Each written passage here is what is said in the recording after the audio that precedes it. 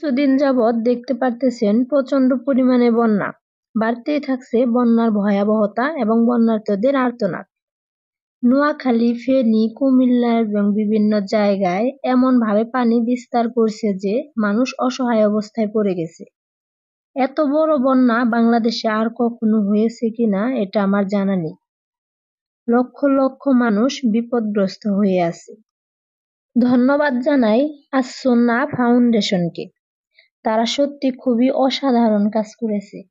কোটি কোটি টাকা তারা এই বন্যার্তদের জন্য খরচ করে যাচ্ছে এবং জানা গেছে একদিনে প্রায় ৩ লক্ষ মানুষের ট্রানজাকশন হয়েছে আচ্ছন্না ফাউন্ডেশনে। এখনো কাজ করে যাচ্ছে।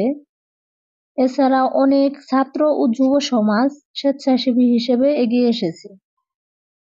পরিস্থিতিতে এসে বোঝা যায় সত্যিকার অর্থে মানুষের মনে বিশ্বাস ও দেশপ্রেম অনেক অনেক বেশি। আমাদেরও উচিত যার যার অবস্থান থেকে বন্যার্তদের পাশে এগিয়ে আসা।